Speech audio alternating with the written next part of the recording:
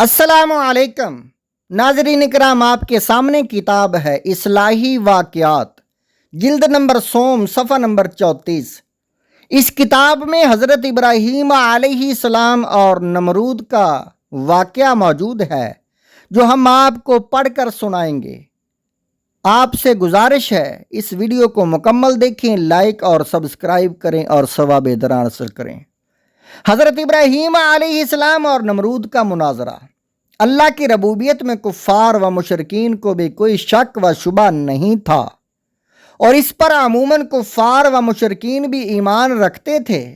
ہاں، تاریخ میں اکے دکے افراد ایسے ملتے ہیں جو اللہ کی ربوبیت میں بھی اختلاف کرتے تھے اور اللہ کے رب ہونے کا بھی انکار کرتے تھے، اور جب ربوبیت کا انکار کرتے تھے تو یہ ظاہر ہے کہ الوہیت کا بھی ضرور انکار کرتے تھے۔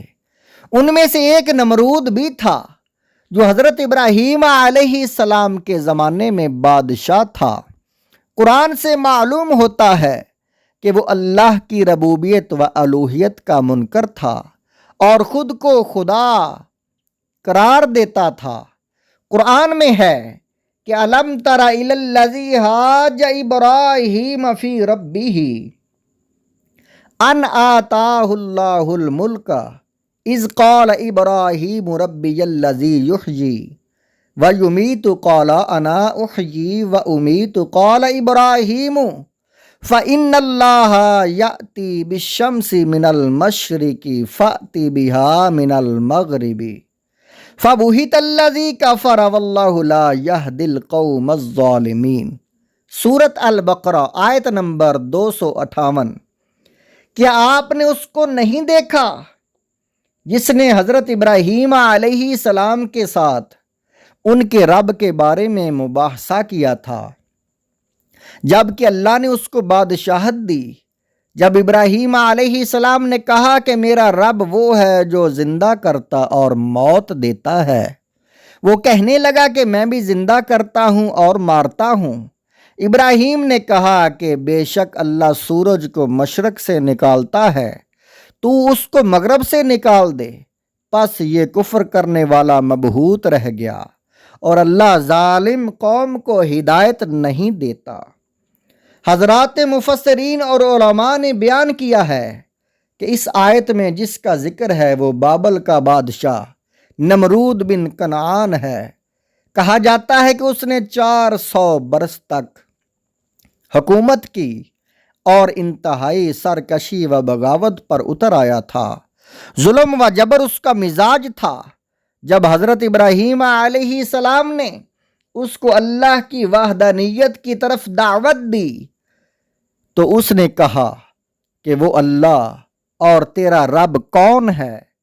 حضرت خلیل نے کہا کہ میرا رب وہ ہے جو موت و حیات کا مالک ہے، جس کو چاہتا ہے زندگی دیتا ہے اور جسے چاہتا ہے موت دیتا ہے۔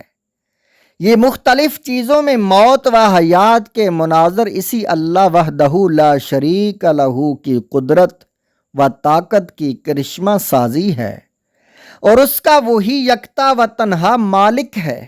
یہ دلیل سن کر اپنے لوگوں کو بے وقوف بنانے اور عوام الناس کی آنکھوں میں دھول جھونکنے کے لیے اس نے کہا کہ یہ کام میں بھی کرتا ہوں، لہذا میں بھی خدا ہوں۔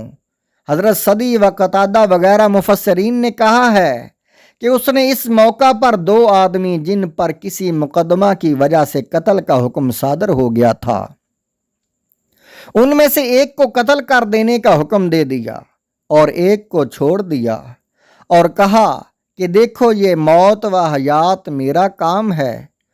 حضرت ابراہیم علیہ السلام نے اس کی غباوت کا اندازہ کر کے اس دلیل سے اعراض کر کے دوسری اس سے بھی زیادہ عام فہم اور واضح دلیل اللہ کی ربوبیت پر دی۔ آپ نے کہا کہ اللہ تو وہ ہے جو روزانہ مشرق کی جانب سے سورج کو نکالتا ہے اور مغرب میں ڈبو دیتا ہے۔ اگر تیرا دعویٰ ہے کہ تو خدا ہے تو ذرا سورج کو مشرق کے بجائے مغرب سے نکال کر بتا دے یہ سن کر وہ مبہوت رہ گیا اور اس کا کوئی جواب نہیں دے سکا۔ یہ واقعہ تفسیر طبری میں موجود ہے، جلد نمبر 3 صفحہ نمبر 25 پر، اور یہ واقعہ تفسیر ابن کثیر میں جلد نمبر 1 صفحہ نمبر 419 پر موجود ہے۔